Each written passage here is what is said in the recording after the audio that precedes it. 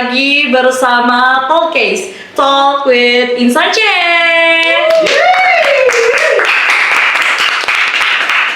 Gimana nih kabar teman-teman semua? Semoga tetap bahagia dan sehat selalu dimanapun teman-teman semua berada. Amin ya rabbal alamin. Nah, untuk Talkcase malam ini topiknya sangat seru untuk dibahas karena topik kali ini tuh sangat relevan dengan sekolah tercinta kita, yakni Insan Cendekia Batam. Kita akan membahas salah satu program unggulannya, yakni Cambridge Curriculum, bersama dua narasumber hebat kita. Dipersilakan untuk memperkenalkan diri dulu. Dari yang Agit dulu nih, boleh nih.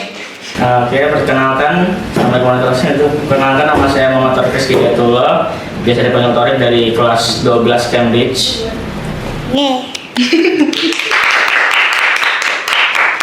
Hai, halo semuanya, nama aku Rihadatul Aisy Rima, kalian bisa panggil aku Aisy, aku dari kelas 11 Cambridge. Nah, untuk Talkcase malam ini kita akan kupas tuntas seputar dengan kurikulum Cambridge. Apakah ada tips-tipsnya atau apakah ada tantangan yang harus mereka hadapi sebagai siswa Cambridge, karena kebetulan juga ini merupakan program yang tergolong masih baru di madrasah kita. Dan biar langsung aja deh, kita akan memulai dari pertanyaan pertama ya untuk narasumber. Kita mulai dari basic questions dulu, karena mungkin banyak banget ya sobat-sobat yang masih belum terlalu relevan dengan kurikulum Cambridge ini. Jadi pertanyaan yang paling simpelnya adalah, bisa nggak teman-teman explain basic tentang apa sih kurikulum Cambridge itu dan bagaimana posisinya sebagai salah satu program unggulan yang ada di Insan Cendekia Batam ini? Boleh dijawab dari Aisyah dulu deh. Oke. Jadi Cambridge Curriculum itu adalah pelajaran sains berbasis sains yang menggunakan bahasa Inggris. Jadi kita fokus ke 5 mapel utama, yaitu bahasa Inggris yang kita pakai base IGCSE level, habis itu biologi, kimia, fisika, sama matematika yang pakai AS level. Terus kita tuh gurunya beda sama reguler karena kita program terkhusus sendiri yang beneran gurunya diseleksi terus pakai bahasa Inggris. Jadi kita gurunya beda sama reguler. Kenapa? Dan juga untuk program Cambridge ini kebanyakan siswanya itu tidak terpolarisasi seperti yang kelas-kelas reguler, sehingga mereka tuh lebih condong untuk diintegrasikan dalam satu saintek aja dalam satu kelas. Oh, berarti memang kurikulum Cambridge ini lebih relevan ke sesuatu yang berkaitan dengan saintek seperti itu ya. Oke. Selanjutnya kita mulai naik nih pertanyaannya.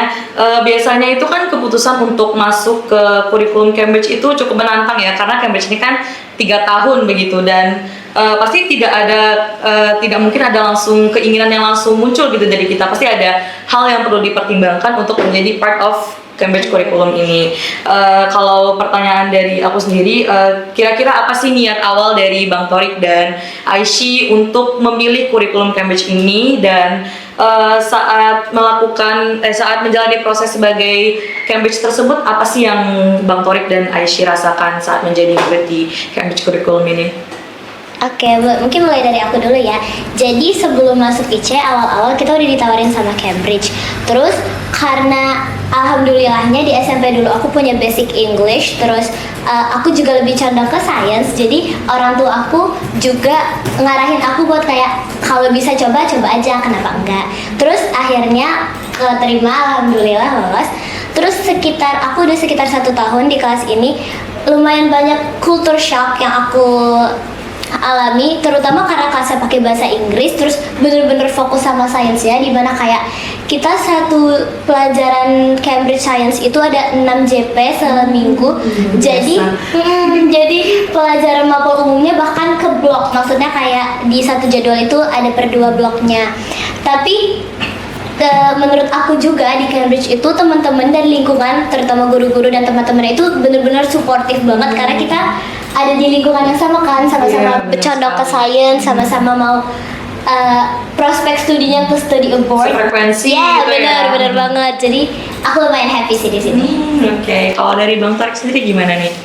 Jujur di awal pertama itu sebenarnya nggak pengen milih Cambridge, cuman karena memang orang tua itu mendukung karena Cambridge itu kan salah satu kurikulum yang lumayan diterima di luar negeri juga, sehingga mampu meningkatkan mungkin kualitas kita untuk dapat diterima jadi mahasiswa luar negeri juga. Dan mungkin di awal-awal ya tentu yang paling sulit justru adaptasinya karena bahasanya, kemudian kultur belajarnya yang dimana di Cambridge ini lebih ditekankan ke konsistensinya dibanding dengan kepintaran. Nah, karena kalau orang pintar aja, tapi kalau males bisa ketinggalan juga kalau di Cambridge ini. Banget. Oke, dari jawaban Bang Torik dan Aisyah ini kan dapat diberikan kesimpulan bahwa memang terdapat perbedaan gitu ya dari kesenjangan jam pelajarannya itu udah beda sekali ya. Ada beberapa mata pelajaran umum yang harus diblok dan memang jam pelajaran untuk saintek itu sangat mendominasi gitu ya untuk sehari-harinya. Nah, kalau misalnya dari pandangan anak Cambridge sendiri nih,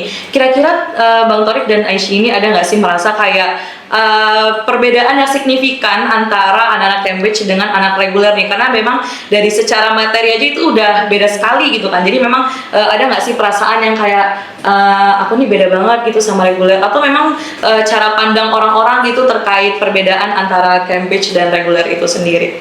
Oke, jadi menurut aku mungkin di awal-awal karena emang culture shock, terus kayak kita ngebandingin kita sama reguler kayak aduh kok susah banget ya kelasnya, sedangkan yang reguler tuh masih kayak oh santai aja.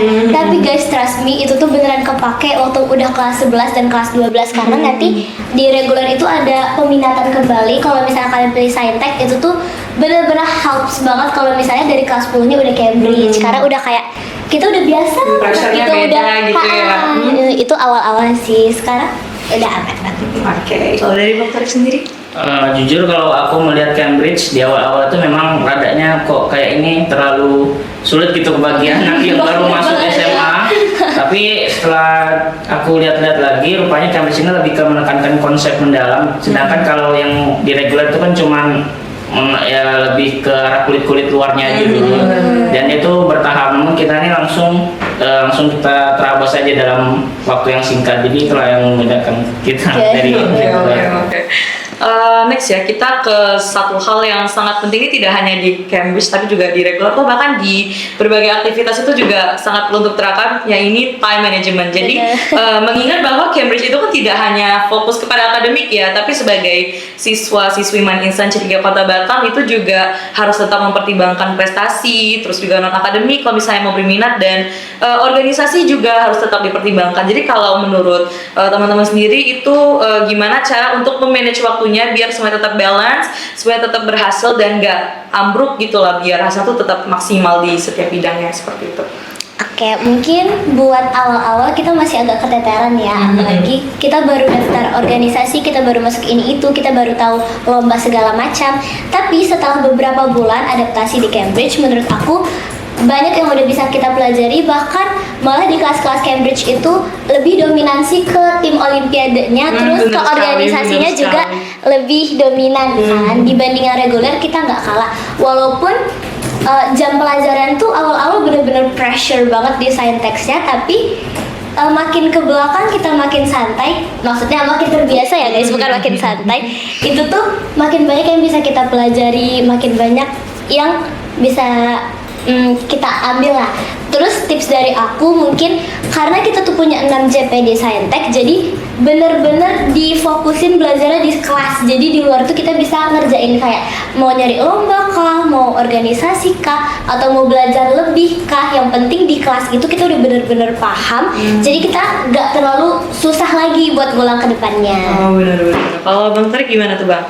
Kalau menurut aku sih mungkin karena kepadatan jam belajar di Cambridge ini lumayan kalau dibandingin sama yang reguler, jadi kayak kita nih mungkin harus agak merelakan sesuatu yang kurang penting, dan memang harus ada skala prioritasnya gitu, karena ya sulit sih kalau misalnya kita pengen paralel untuk segala target yang pengen kita capai sih kalau di Cambridge ini. Jadi harus tetap menentukan skala prioritas di setiap individu ya. Jadi memang Cambridge ini teman-teman, walaupun memang pandangan orang-orang tuh akademiknya tuh sangat tinggi, tapi memang tidak menutup kemungkinan untuk bisa menjadi siswa yang berprestasi bidang non akademik atau bahkan di olimpiade, karena memang faktanya banyak sekali anak Cambridge yang terpilih menjadi tim olimpiade dan telah menoreh banyak sekali prestasi yang bisa membanggakan nama madrasah kita.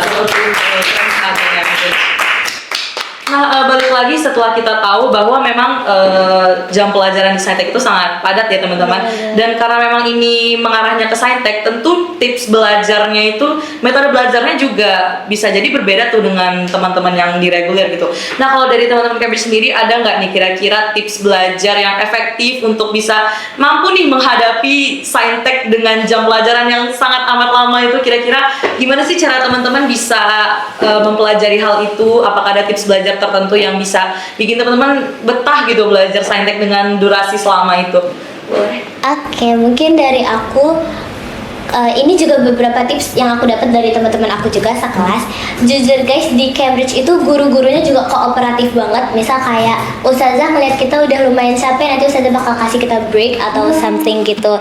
Terus seperti yang udah aku bilangin tadi, bener-bener fokus di pelajarannya. Kalau bisa tanya aja gurunya, karena gurunya tuh bener-bener mastiin kalau kita tuh harus paham gitu.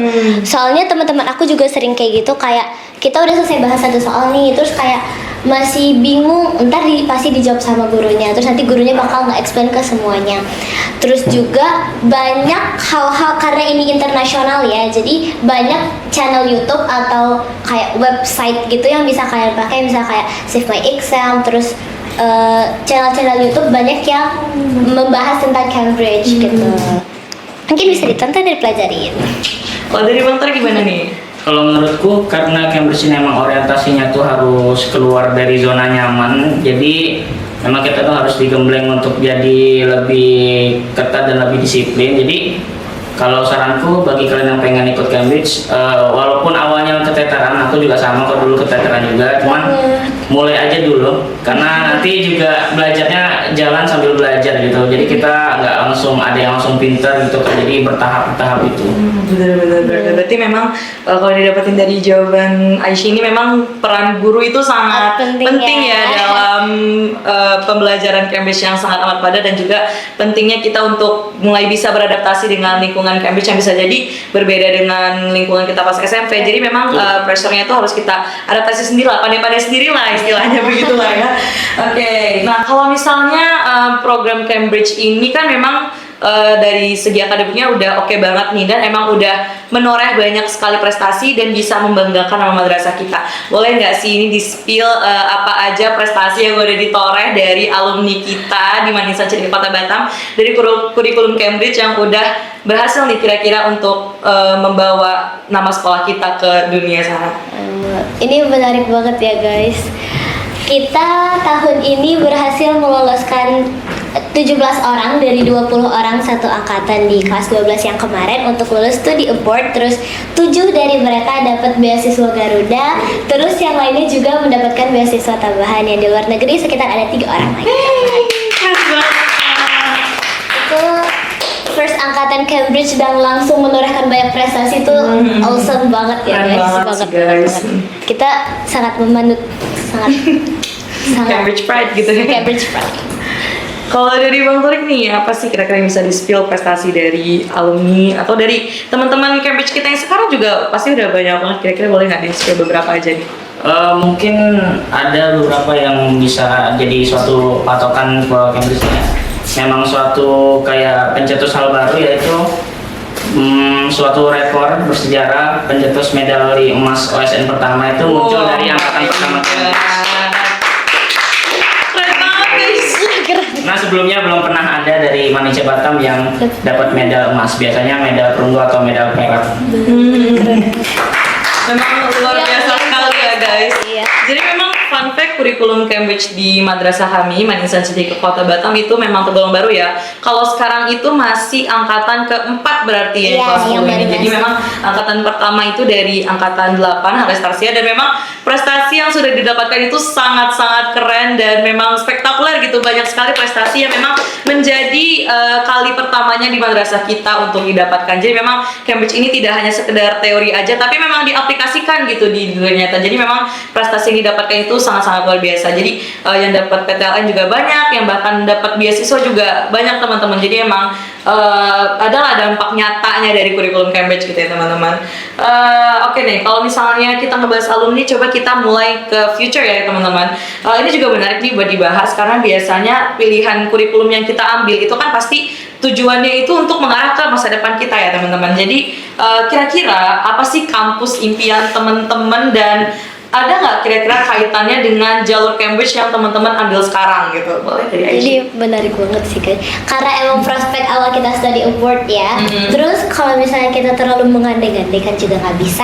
Kalau misalnya being idealist, yang paling gampang itu adalah kita pergi ke PTLN di Aussie. Benar sekali, karena memang banyak yang nembak gitu ya. Banyak yang kakak-kakak sebelumnya juga banyak yang Aussie kayak UNSW atau enggak Banyak deh pokoknya. banyak ya guys.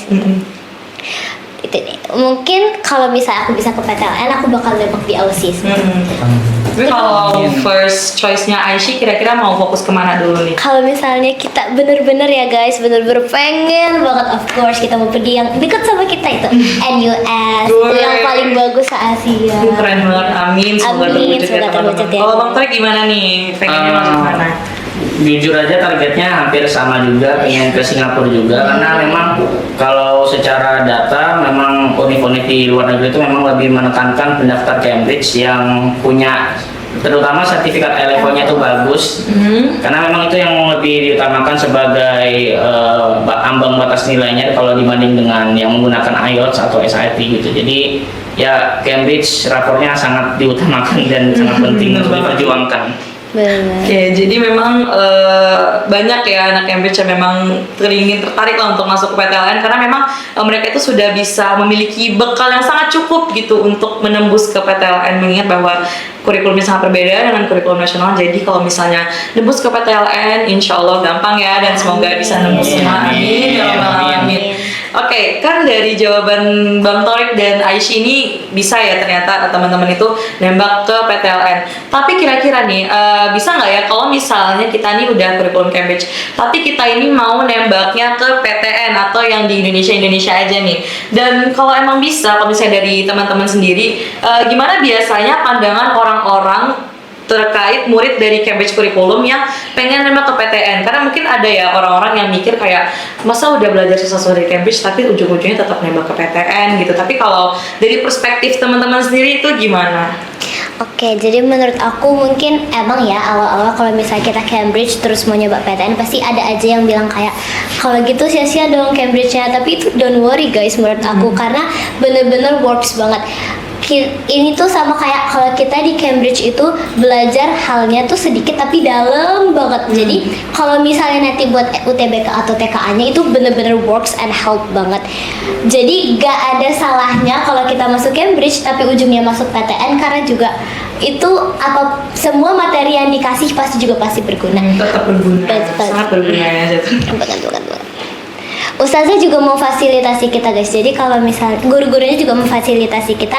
Guru-gurunya juga tahu kalau misalnya kita tuh juga ada yang mau ngambil PTN, nanti gurunya bakal ada yang bilang kayak kalau mau TKA bisa belajar ini, nanti ustazah bantu dan lain sebagainya. Pasti di-provide dan difasilitasi guys.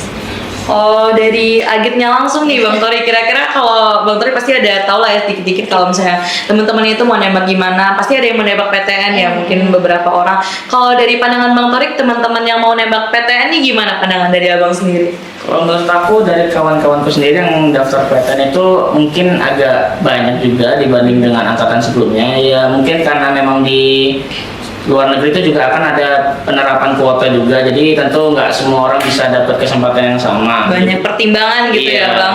Makanya jadi Ustazah di kelas 12 ini memfasilitasi dengan program drilling. Jadi kami disuruh memilih itu antara mau pilih studi abroad atau mau di dalam negeri aja. Jadi memang sangat membantu dan sangat guru-gurunya juga sangat support dengan siswanya sendiri. Jadi tenang aja guys, bakal dibantu. Jadi memang guys, mau anak Cambridge itu mau nembak ke PTN maupun PTLN itu semuanya akan difasilitasi oleh tim tenaga pendidikan. Jadi memang apapun pilihan kita, karena itu tetap masa depan kita juga. Jadi yang penting selama kita niat untuk menjalaninya dan kita memang pengennya ke situ, insya Allah bakalan dibantu guys. Jadi dan memang materi Cambridge itu walaupun nggak ke PTLN tapi juga tetap sangat membantu ya teman-teman. Apalagi kalau misalnya teman-teman mau nembak ke universitas top 10 di Indonesia yang memang tetap susah ya gitu, walaupun di Indonesia kan tetap susah susahnya luar biasa. Jadi memang untuk bekal di Cambridge itu sangat membantu gitu ya teman-teman. Oke, gak terasa kita udah ke pertanyaan terakhir ya teman-teman, sayang sekali.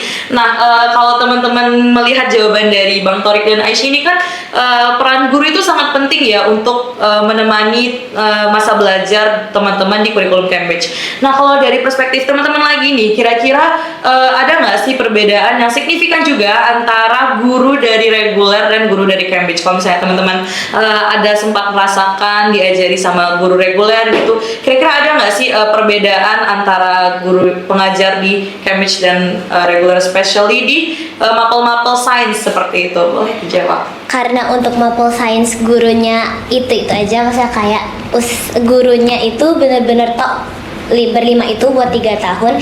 Jadi ustazah pasti udah ngeplot kita dari kelas 10 sampai kelas 12 mau ngapain aja, udah bener-bener difasilitasi dan diakomodasi.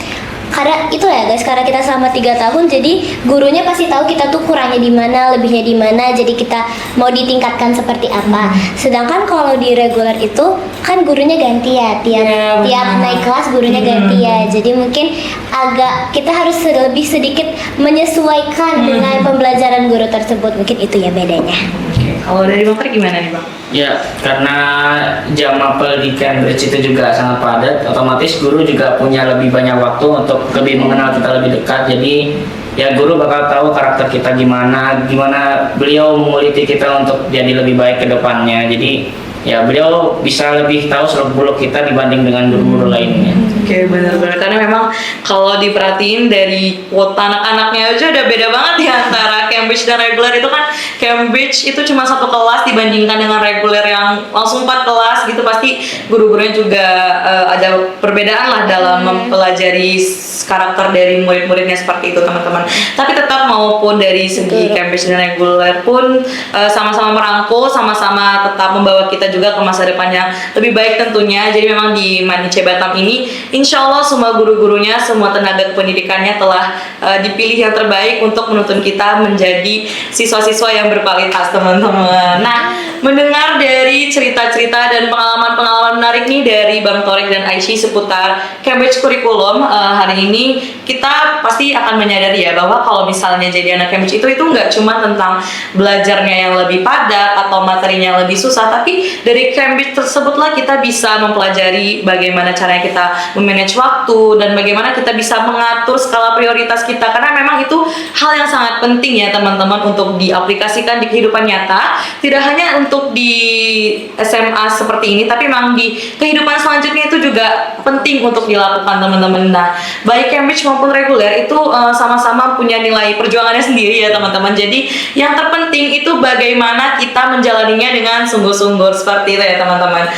Seperti kata pepatah, pendidikan adalah senjata yang paling ampuh yang bisa kita gunakan untuk mengubah dunia. Semoga apa yang kita bahas hari ini, terutama untuk tentang kurikulum Cambridge, itu bisa menjadi bekal dan motivasi untuk Sobat Insanche semua, baik yang sudah menjalani maupun yang masih mikir-mikir nih soal kurikulum yang akan ditempa, untuk jalur apa yang akan kita ambil nantinya. Terima kasih banyak ya untuk Bang Torik dan Aisyah yang sudah menjadi narasumber kita yang super hebat untuk malam ini, yang sudah meluangkan waktu untuk sharing tentang Cambridge Curriculum ini. Semoga bisa menjalani hari-harinya dengan baik, menjalani Cambridge-nya dengan semangat gitu ya teman-teman. Dan terima kasih juga untuk Sobat Insanche yang sudah antusias untuk mendengarkan podcast ini hingga akhir video. Aku Rania, kami ucapkan banyak terima kasih untuk teman-teman semua. Wabillahi taufiq wal hidayah. Wassalamualaikum